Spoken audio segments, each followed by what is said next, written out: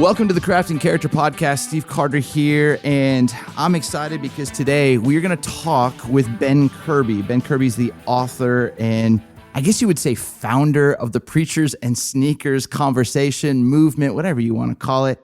But you know what this podcast is all about. It is about helping you get better at the craft of communication, the craft of preaching. But we always want to be the kind of people where our character leads the way. And today, I'm thrilled because in association with our good friends at CDF Capital and Food for the Hungry, I get to have an honest and human conversation about a book that rocked me. But before the book even rocked me, Ben, you kind of shocked the world when you started posting on Instagram some sneakers, some preachers, and some kind of StockX price tags. Can you just tell us a little bit of the backstory, where you live, who you are, how you got into this, and then we'll dive into the real conversation about why this book is so important for every preacher and pastor in America. Sure.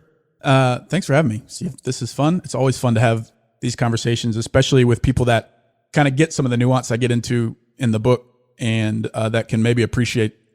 I mean, you've lived probably through a lot of these type of topics that I talk about: fame, wealth, image, all this kind of thing in a church context. I'm not saying you're obsessed with those things. I'm saying you've probably experienced some type of discussion about that. So it's fun to have maybe a deeper discussion compared to just like a news media agency. But anyways, my name's Ben. I grew up in Louisiana. I went to undergrad at Arkansas in Fayetteville, spent some time in the Marines as a logistics officer, and then I spent some time in the corporate world leading a company in Austin. And then I went back to business school to get my MBA, which is why we're in Dallas. I'm currently living in Dallas.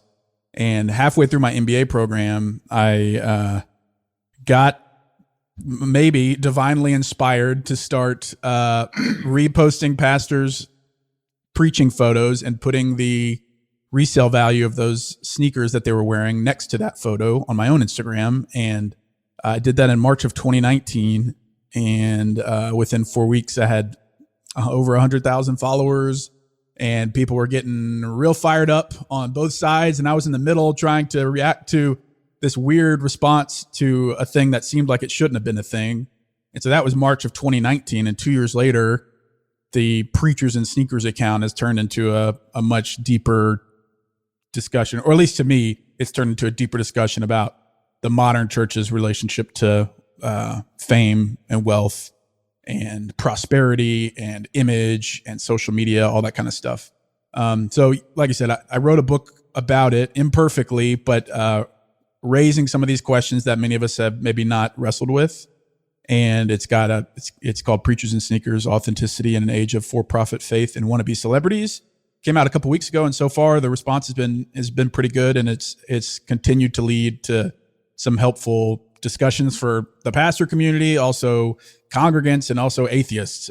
So that's been really fulfilling for me to get reviews from people that have said I'm a bona fide atheist, and this book was helpful to me. And also, I've been in church my entire life, and this book has been helpful to me as well. So that's cool. And for people that are listening, I have no theological background. I read my Bible when I can. I pray. I grew up in the church. I gave my life to Christ probably when I was 8 or so. And so all through that time, I haven't been hurt by the church or anything. I don't have some vendetta against Christianity. I prefer it flourish and prefer that it grow and more people know about Jesus. So thanks for having me. And that's kind of the down and dirty about who I am and where I came from. Why do you feel like fame is so, and the money, prosperity, and power? Why do you think that has kind of snuck into the pulpit in the ways that it has? It makes sense because our churches are filled with people that are obsessed with all of those things. I, in some instances, am obsessed with those things. It's a very alluring prospect to be offered money and adoration and engagement on social media, and to be called the greatest communicator of our generation or a hero of the faith, all that kind of stuff. All that stuff feels good and is probably amoral in a vacuum. But when you put it all together and your church ends up obsessing over having really good production value to attract new people and to have attractive people on stage and have catchy music and get really great music licensing income. All that kind of stuff combines into a bunch of stuff that just doesn't really matter if you're stressing about all those things and spending millions of dollars to put church on compared to pointing people to Jesus. So, as somebody that likes attention and likes for people to think that I'm funny or insightful or whatever, I totally get why it's a pretty tempting prospect to have a big platform and to be sought after by people around the world and to be paid a bunch of money and to be told that you're awesome. So it's not a surprise to me, but I think it's probably been unaddressed for a long time. Or if it has been addressed, it hasn't been addressed at scale. And that's where the real problem is at the macro level, where on the outside looking in, it looks like our churches are pretty obsessed with a bunch of stuff that doesn't matter. And so why would anybody give Christianity a chance if it just looks like we're in it for the money and the fame? Right. No, I think that's really, really good. I grew up in Southern California, and I feel like image was just ingrained in me. I could see, oh, those shoes. I could see, and I think it started out the first time I saw some kid with Reebok pumps, and a kid who didn't have the Reebok pumps, but he had like the zones, which were like the basketball hoop, but you couldn't actually pump them. A little Payless version. Exactly. And so I think I began to see, how other people reacted to image, how other people reacted to, the day I got my first pair of Jordans, the threes, the black cements back in the day, and so like I wish you still had those. From that day for sure, the flight suit and all that, but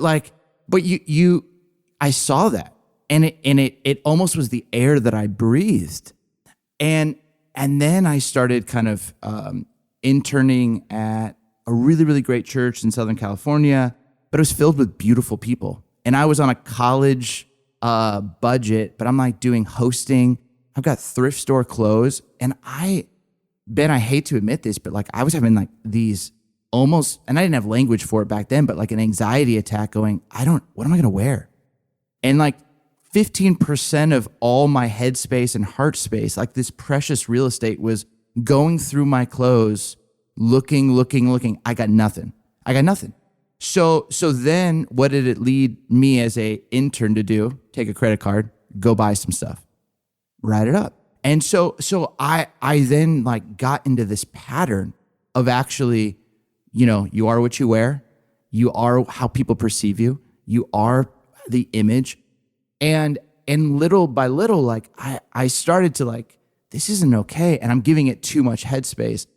And it got to a part when like I was reading all about like Jim Harbaugh having uniforms, Zuckerberg, Steve Jobs, but they all type. Yeah, definitely. And I was reading this Johnny Cash biography, and he was talking about like why he wore black. And I remember it was a service before I was going to teach at Willow, and I was stressing about what I was wearing, not about my message.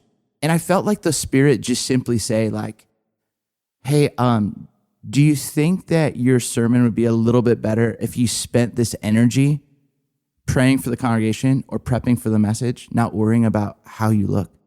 Dude, it rocked me. And I just ended up just going, I'm just going to wear all black just because Johnny did it. And that's literally like what I've done. But what I'd say is in so many ways, it freed me up from the game of like, dude, what am I going to wear? What am I going to wear? What am I going to wear? But it's still in me. It feels good to be wearing a pair of shoes and somebody noticed those shoes and be like, hey, dude, are those the new Jays? I've had that happen to me before. And that felt way too good to me. Because it's a stranger. It's like, it's irrelevant. Like it doesn't, they don't know you. It doesn't matter.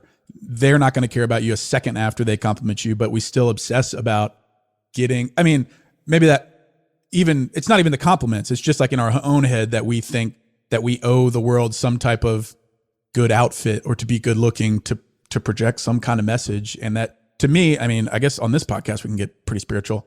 Satan uses that to attack me all the time. Yep. Like I never look good enough. I'm never in shape enough. I have nothing to wear, but it's not just because it's like a discontentment thing. It's like, oh, if I only looked this way, or if I only had this these sneakers or this clothing or whatever, he can use all that to freaking really erode your headspace to make you really ineffective. Yeah. And it's amazing because at times I feel like we feel like we need some extra pieces to add to the gospel. You know what I mean? Like if I have this, then people will really think I'm somebody or be willing to listen. And like people who know me, they know like I've got shoes. Like that was kind of how I would pay for my vacations. Living in Chicago or LA, you could go get a pair and then flip them. And like that's what I would do. Some I've kept, which is really fun when you're like, it feels like you're playing with Dogecoin maybe 2 weeks ago. But like, but you have this moment where you're like, now should I wear them though? Or somebody got you a pair. Should I wear them? And like just this, again, bigger than the shoe conversation, there's a chapter in your book where you talk about flexing. Can you just like break this down? Because I think what we're seeing on social media, I think what we're seeing just in pastors at times, and we've got to be so careful about this, making ourselves the heroes of the story or drawing more attention to us than Christ, or in some kind of weird way, almost getting off on allowing people to envy us instead of desire more of Christ. So I don't know, can you talk a little bit about the heart of that chapter? Because it really rocked me. Yeah. Like a year and a half ago, somebody in the comment section when I was posting commented registered flex offenders. And I thought that was like the most witty, amazing thing to say about this whole topic. And so I ended up making that the title of the chapter. And to your point, social, like everybody wants to talk about social media as if it's like this new idea. It's very much ingrained into our culture in everything. And I am not a proponent, for now, I'm not a proponent of being off of social media or that it's inherently bad all the time. But as Christians and ones that are, I think it's John 3:30, he must become greater, I must become less. It is very easy to get that flipped on social media, or it's very easy to completely ignore that and say, yeah, you must become greater, but also on my profile, look how awesome my life is. And look at this celebrity I'm hanging out with, or look at this great meal I went on, or look at this trip I went on. And for a lot of us, I know, we had never, including myself, I had never considered that could potentially cause other people to stumble or cause other people to envy my life and in turn be anxious or depressed. And there's very clear data that says that does happen just in the general populace. And if you believe in the data or agree with the data, then I think you have to contend with how your posts affect the people that follow you. And sure, you don't want to be controlled by randos on the internet, and you don't want to live in fear by any means. But also, I don't think we get to live with our head in the sand about how people interpret our posts. I mean, I think that's what a lot of the shock came from, maybe the pastor side about my account, was that many different people interpreted these outfits and the cost of these shoes or the values of these shoes in ways that were offensive or excluding. And many pastors had never considered it before. Like, they're like, oh, these were a gift. I didn't realize this was an issue for anything. But once the kind of people started learning that the prices were pretty significant, then everybody had to contend with that idea. Like, hey, well, how do I feel about a guy wearing $1,500 shoes? That kind of thing. But with social media and flexing, and I stole some of this from my buddy Jonathan Plecluda, who's a pastor in Waco, JP. And we talked on my podcast in 2019, and he brought up this very idea that like most of what we post on social media, if we're honest with ourselves, is even just like subconsciously to make others envy our lives. And it's saying, hey, look where I'm at. Look what I'm eating. Look who I'm with. Look what I wore. Look at this vacation, all that kind of stuff. None of the things like in and of themselves are bad, but it matters what your heart and your intent is behind why you post that stuff. And like, I'm not a legalist. I've posted plenty of vacation pics and all that kind of stuff, but I did have to go back and audit. It's like, hey, I did post these couple of things, like my buddies in the NBA, my buddy Justin Holiday. he's let me be in the Bulls locker room when he played on the Bulls. He's taken me to Carmelo Anthony's Super Bowl party in New York City when he was on the Knicks. All things that most rational people would want to post on Instagram to show how awesome your life is. And I had to go back and kind of take some of those down because I was like, dude, I wanted people to think that I'm living this NBA freaking movie lifestyle. And as a Christian who's called to elevate the one that's actually worth being elevated, that is counter to the whole point. Like, that's building up yourself as this like pseudo idol that you hope people worship, or at least deep down think that you're pretty cool or pretty awesome. And so I just, with the book and that chapter, I wanted to raise that question for people because I know many people have just kind of filtered their posts through, am I wearing a skimpy bathing suit? Am I doing a keg stand? All right, if I'm not doing those two things, I'm free to post whatever I want. And I think we have a little more responsibility for that if we care about serving our neighbor. It's interesting because it's, I'll hear some of the pastors, in response and say, well, I'm trying to influence the influencers, and I'm trying to get into, this gateway that leads to entertainment or leads to these athletes or leads to this.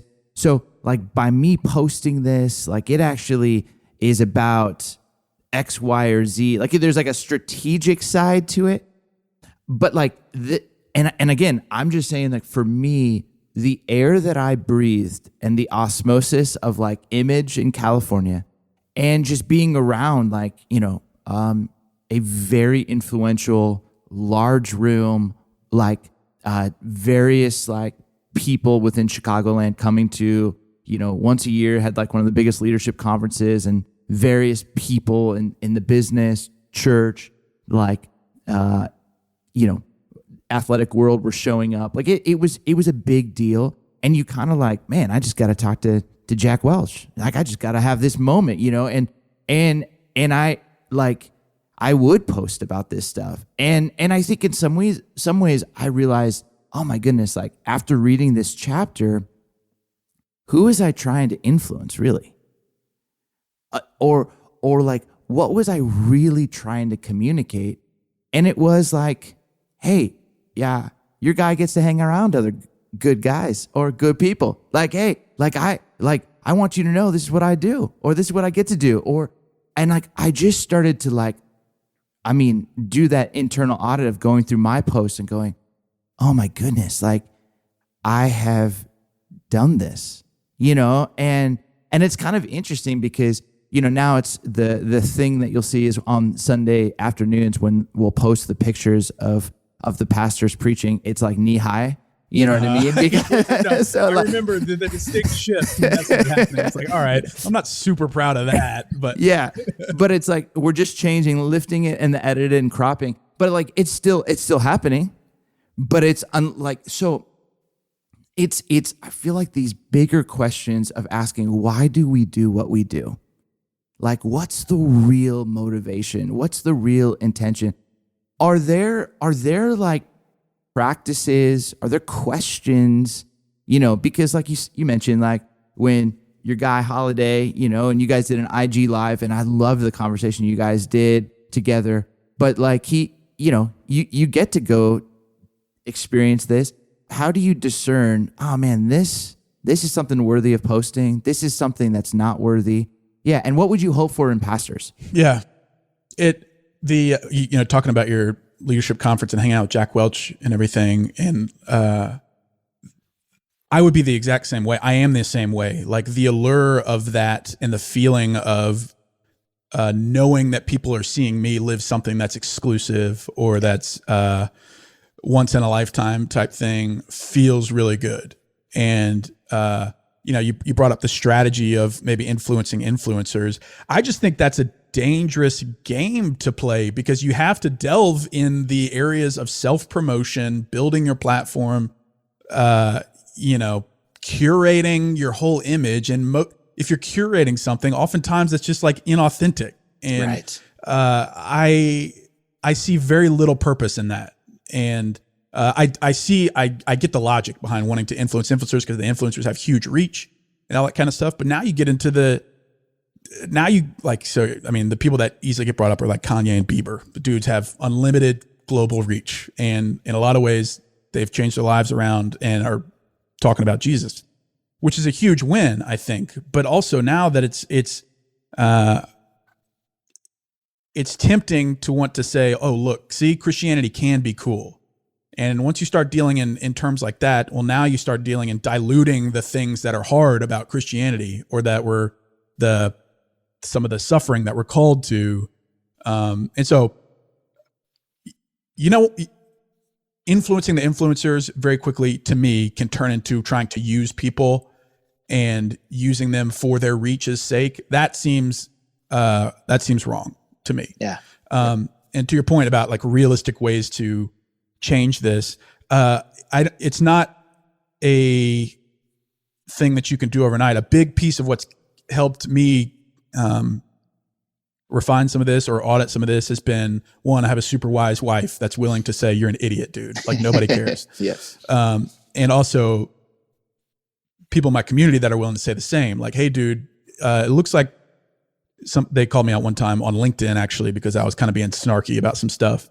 And they're the type of people that are quick to say, hey, man, you're not really representing who you are and who Jesus is through your presence online. I think that's a huge win. It's like, we're not absolved of our own responsibility, but it's definitely helpful for people to have an objective look into how you present yourself online. Because on the outside, it would be very easy for somebody to say, hey, this sure seems a lot about you, bro. And you claim to be trying to lead people to Jesus, but it looks like you're leading people to you and only you. And your whole profile, if you scroll through your profile, it's just pictures of you, selfies of you, and like curated videos of you preaching about how like slick everything is. It's impossible for me to like have a granular line or thing to point to. It's kind of like the purity talks of the old school days, where it's like a direction. I think it'd be pretty easy to tell if you think you're awesome by looking at your page as a whole, compared to like, I think there's a way that you can be righteously like proud of a trip or a thing that you got because you worked hard. And especially if you have people speaking into your life that know you're not obsessed with clothing or image or whatever, it's probably fine. Like, you could be secure in your Cabo trip if the people around you who know you and love you know that you've been busting it for years to save, paying off all your debts and all that kind of stuff. Dude, go on your trip, show some pictures, and pride to say, I'm so, pride for the person that you're with, or pride for, all the adversity that you went to, and now you're getting to rest, all that kind of stuff. I think there's ways to righteously do that, but every weekend, bro, trying to find something to flex about, yeah, I think there's a big difference. And again, like, I'm not a legalist, and people are quick to show up to my account and accuse me of thinking that I am the all-seeing eye when it comes to what's appropriate to post or what's appropriate to buy and own. I don't want to be that. I've never claimed to be that. I get why people may infer that by just kind of like the content that I talk about. But I'm very quick to say that I don't know, like, it's impossible for me to be specific. Like, you should never go to Cabo and post about it. But I think if you're never thinking about how your post can be interpreted as a leader and like a shepherder of souls in a way, I think that's to your detriment. And it's worth like even just taking a beat before you pause something like, am I doing this to build myself up, or is this helpful to my ministry, or is it helpful to, there could be utility in like encouraging my wife, or encouraging my kids, or encouraging the staff of my church, or all the great things the church is doing. Like, I think if more pastors would default to categorizing all their successes in terms of what the church did and the body of people that they're with did, instead of me and my church did this, me and my church wrote this big, novelty check for $50,000 to this ministry. Like, make it about what God's people are doing, not what you are doing. Yeah. And so I think those are all helpful things to consider. But I know, like, for people that are looking for a self-help type thing, I can't give that to you. But if you've never considered the heart behind why you post something, I think that's something you should start doing. Yeah. Well, I mean, I think honestly, growing up and having the honest conversations of like, accountability groups, and like, who are the people holding you accountable, and what is it that they're holding you accountable on? And it typically was like, what are you looking at? What are you drinking? Like, how you spend your money. I do think though, in this day and age, what we're posting and why we're posting is something that we have to give permission to close friends. I mean, my wife is hilarious. I mean, because I'm a 3 on the Enneagram, so I'm a big achiever, and she'll see me like, oh, like you put the dish away. Like, do you want? Let's just slow clap you right now. Like, you know, that's tough. you know, like let's just affirm you. You know, exactly. You know, but like she's like, this works so different than everywhere else you get to go. I remember when reading how when Bono would come home from a U2 tour, his wife would put him in a hotel for 3 days, and it was a detox, just from the praise and stimulation, and you just think about that, like you have to come down from this, and the larger the rooms, it doesn't matter necessarily size, but the power, the opportunity. You talk about this, like influencing somebody's life and leading them and being able to help them, and I think it feels good, you know what I mean? And somehow there are these moments where it could start out being about Jesus, and it can become with a little perk here and a little opportunity here and a little gift here and a little power here and a little book deal here and a little opportunity here and a little first class bump here and a little, and all of a sudden it is intoxicating, and it's easy. I mean, like, because who's going to turn down those things? Like, what normal person that's working their butt off is going to turn down those things at a micro level? But you can see how I'm agreeing with you, like how that stuff can trickle into causing a big, balloon your head. I mean, it can balloon my head. Like, there's been a couple times where people have, tell me how I've changed their life through the account or the book, something I could have never planned on doing. But that feels really freaking good. And now I just try to put myself in like a pastor's shoes where it's scaled to 30,000 members. And so, if we're talking about some of the churches around here in Dallas, how does that not mess with you? Like, how do you just take that in stride where you have like tens of thousands of people saying how amazing you are, trying to roll out the red carpet, the proverbial red carpet for you, and also treating you the same online? Your followership is growing, your reach is growing. People are wanting to buy your books and come see you speak or come coach up their leadership teams, all that kind of stuff. At a minimum, it's just a dangerous thing to be messing around with when I think everyone, if they're honest with themselves, would agree that the mixture of all those things with no accountability and isolation and power could easily corrupt any one of us. I think we just need to take it a little more seriously. Like, I want everybody to have perks. I think the job of pastor is just an insane prospect to ask somebody to care for somebody's soul and also have irrational standards be put on them and work for $30,000 a year pre-tax and go to the hospital in the middle of the night, all that kind of stuff. Like, the prospect of that is ridiculous. And I want, maybe it's not ridiculous, but it seems like a huge ask. And so I'm very much on board with pastors getting compensated, flying first class, sure, especially if people are going to pay for it. But also don't just accept it as status quo. Right. Try to fight against the intoxication of, this is what Satan does. It's like, you could have the love of the entire world. Just give me your soul. That's not biblical. The idea is biblical. Basically, where Satan can use this kind of stuff to corrupt you eternally, where you turn yourself into your own God, and you basically have to say, all right, I'm good without God. Yeah. So, that's kind of a... Well, and I think it's so good because this is the stuff that I feel like every one of you who gets the chance to stand on a platform, to preach, to open up God's word, like, I hear those words often of Jesus, and you're alluding to them, Ben, when you say, what good is it for a man to gain the whole world yet forfeit his soul? And I think, there is something that's intoxicating about power. There's something intoxicating about the need to be needed or loved or wanted or seen.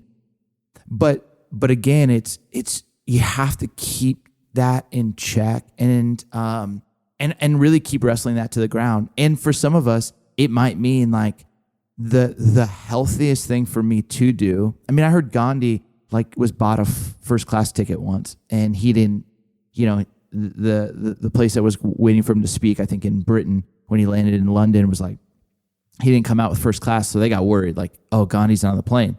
Then like business class came out. He wasn't in business class. Then coach came out. And like the last seat of the plane, he's the last person off. And they're like, oh, Mr. Gandhi, did they, you not have the right seat? Like, did you not? And they're like, no. He's like, why didn't you sit in first class?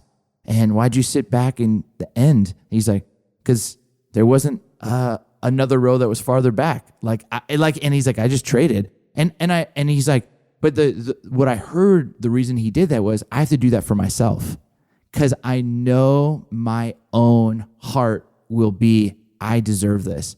And even if you look at like David, he doesn't go to war one day. And so he has these desires, but the desires then become something that he thinks he deserves. And then the desires become something he deserves, but then he demands it.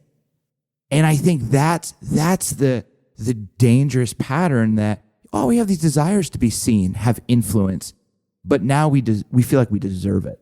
And now I'm comparing my life towards some other pastors or other leaders. And why am I not ahead? Why am I behind? I demand that as a gauge for success. Exactly. Whatever that is. Yeah. Yeah. And I think this is what your book just brought. I thought your tone of it, I thought your spirit of it, like, I'm like surprised that you've taken some of the shots that you have, because I think what you are bringing to mind is, hey, when someone stands on a stage and opens God's word, like, what should we be focused on? What should we be hoping for? What should we be drawing attention to? And again, please, I'm not saying that I've got this right. Like I've messed this up. I've definitely, worn my J's on stage out of a broken place. I can honestly admit that. But I do feel like the more over the last 2 years since you've started this conversation, I just found myself going, man, why do I do this? And I don't like that part of me. Yeah. And I hope it, for anybody that does have those thoughts, I hope it's not out of a fear of some randos online and what they're going to say, because I hope pastors know that they're going to get flack online regardless if they choose to be online. Yeah. And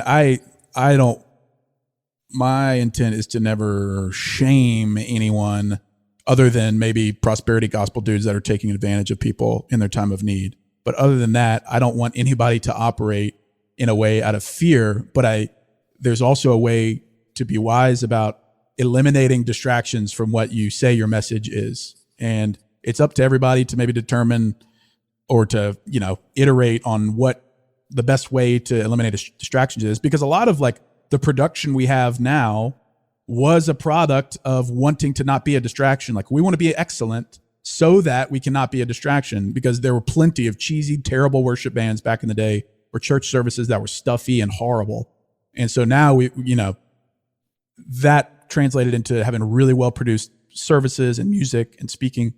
But it very quickly can turn into it being about that, and that being a distraction where it's like, this feels like a freaking like music festival. And once it starts getting more about all that like ancillary stuff, I think it's worth reevaluating. Yeah, man, it's spot on. And I think what's amazing is, some people make a decision because they're like, oh man, I'm fearful that somebody's going to call me out, probably. But I also think the book was a healthy dose of conviction to really just ask yourself harder questions of, hey, what's really, it's often what I call the thing beneath the thing. What's the real why, And again, I just I thought it was really, really fantastic. And I'd say the other piece is what it helped me understand is it's not just the pastor. Oftentimes it's the congregation too, that you have to almost train the congregation and to really help them not see you in this light. Right. Because we want to elevate the best speakers and the best looking people. Like because we want to have an interaction with a celebrity. It feels great to be able to say that I know a celebrity, whatever that is, or know somebody that's really impactful. And I think that's huge, because many people come to my account and will be super judgy in the comments, asking all the world of these pastors or preachers or whatever. and I promise will never consider their own lives and what they can do different and whether or not they're dying to themselves at all. And I think that's equally like we're sure, not many of you should become teachers because we'll be judged more strictly. But also we aren't called to just do whatever we want because of the freedom in Christ type thing. Like we are also called to die to ourselves and to elevate the name of Jesus only. And a big part of why our churches look the way they do right now is because we demanded it. Like we demanded the production value, the coffee shops, the Pottery Barn couches, the sexy speakers, the rotation of sexy speakers coming through each weekend, the new books to buy, the new conferences to go to. It's a collective effort that I think if people would all take a second to audit some of those things and reevaluate it, our churches would be better. And I think that's what was at the deep root of why I even started posting about any of this stuff, because it felt like the presentation of what it means to be a Christian or who Jesus was felt inauthentic, or it felt manufactured. And that like grated at me, because I know like I've had a pretty good life, but even my pretty good life has had really hard things. And unless you have theology that deals with that, it's just like a fake nothing theology based on entertainment and attractive, comfy self-help BS. Yeah. And I think that's what at the root. I just want people to be real about what it means to be a Christian and be real about who Jesus was. And that includes pastors, but it also includes us randos that go to these congregations. Man, Ben, it's so beautiful. And I think that there's something, a real tide that's switching, whether it's a church called Tove, when narcissism comes to church. Obviously this account that turned into, I think, a phenomenal book and resource. But I feel like there are these real honest conversations. And then I just read A Burning in My Bones, which is the biography of Eugene Peterson. And you look at this guy who was so gifted, but he's like, I'm just going to stay in Montana. Is he the message guy? Yeah, he's the message guy. And just, he was like, I'm not going to be he could have been a bigger pastor, but I'm like, I'm going to stay put, 500 people, and I'm just going to be Pastor Eugene, and again, just in a sense of opportunities, platforms, money, bigger, it's got to be better, it's got to be more favor. Like there is this weird sense of, even for some people who wouldn't preach a prosperity gospel, if you look at their life, it speaks to it, because it's all about looking healthy, and being around people who are wealthy. And it's like, this is what success looks like. It's the metric. Yeah. And it is turned, and nobody's saying it, or nobody's like admitting to it, but all the biggest churches right now basically operate the same, operate their socials the same, look and sound pretty similar. And there's no basis for that other than just like the tides of culture have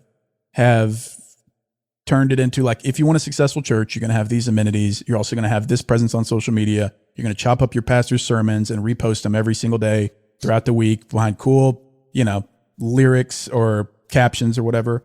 And the pastor is going to be an influential dude that's probably friends with a president and also friends with an NFL owner or whatever. All of those things that are just have come from existing in culture and have no basis for like what success is. Like, to think that's just like such a good thought experiment, I think, to consider what makes a church successful.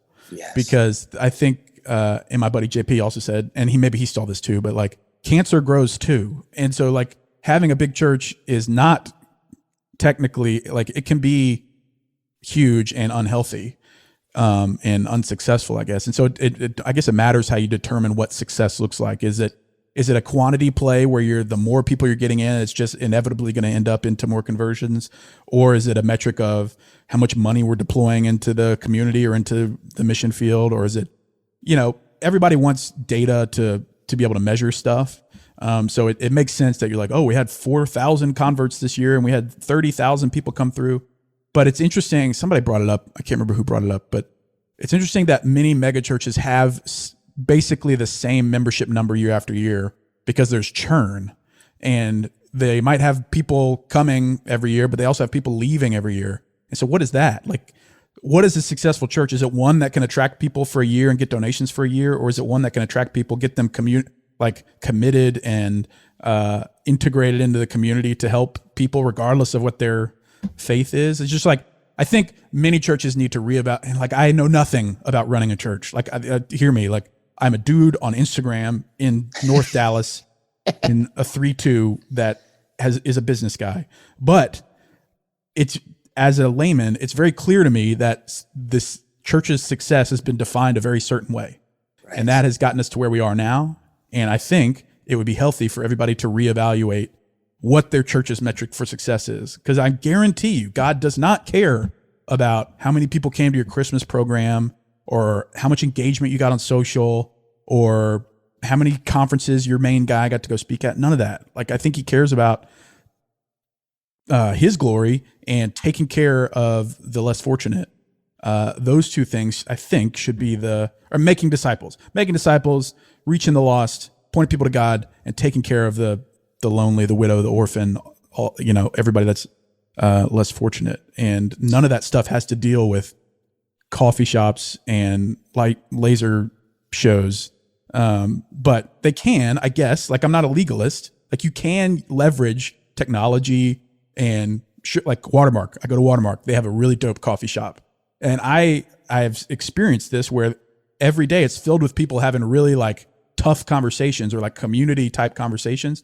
So I think that's a good way to do it. I'm not against coffee. I'm very much borderline addicted to coffee.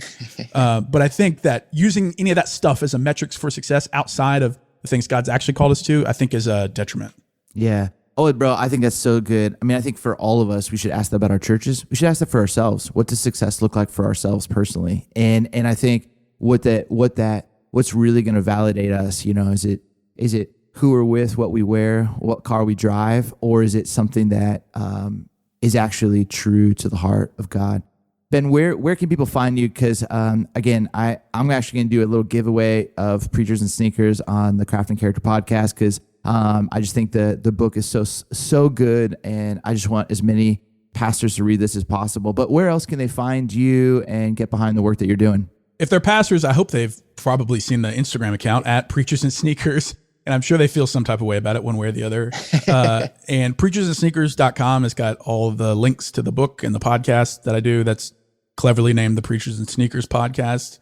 That should be a good starting point for everybody. Man, thanks for the kind words about the book. Like, it's helpful to hear people that actually know what they're talking about and that are studied to be able to get something out of it. Because I guess I want people to know that I really tried my best. I don't care about my elevating myself. Like, I don't think I'm more anointed or more gifted to talk about these things. For whatever reason, God threw me into this. Or he either purposely threw me into this or allowed this to happen to me. And it's very fulfilling to hear that people are viewing their lives and how they spend their money and how they operate online in a different way because of some stupid posts about a sneaker. So that's like super fulfilling to me. And that's what I have to hold on to, because obviously many people are super mean about the stuff I talk about. But having conversations like this are super uplifting to me. So I appreciate you doing this. Well, I think you're like someone who's on the inside, but on the outside. And what I mean by the inside is you go to a church, you love the church, you sit in a pew, but you're on the outside because it's not like you're in the machine, the day-to-day of like writing messages, having to be on stage. But you have this inside-outside view of it. I think you're really, really funny. I love a lot of your posts. I think your tone in the book was just really thoughtful, and I feel like there was a ton of humility in it. But more than anything, again, just for me, everything is permissible. Not everything is beneficial, as the scriptures talk about. And I just have not wanted to have an honest assessment or look at image as being something that I should really think, is this beneficial?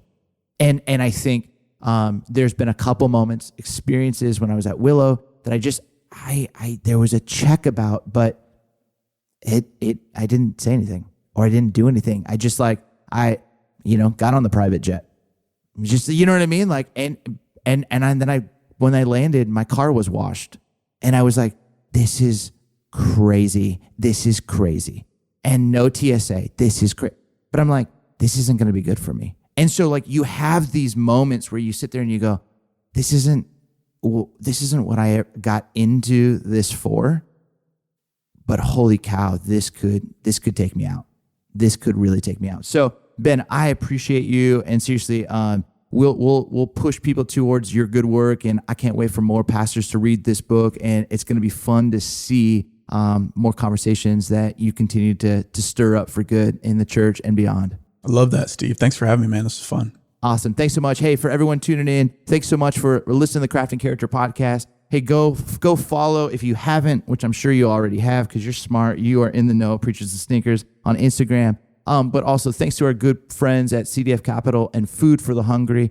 And if you are looking for more opportunity to grow in the craft of communication, go to craftandcharacter.org. We have these amazing cohorts to walk with you, to have honest conversations about your character, dive into topics like this, but also talk about ways that you can get better as a preacher and a teacher and live true to the heart of God. Much love, everyone. We'll see you in a couple of weeks. Grace and peace.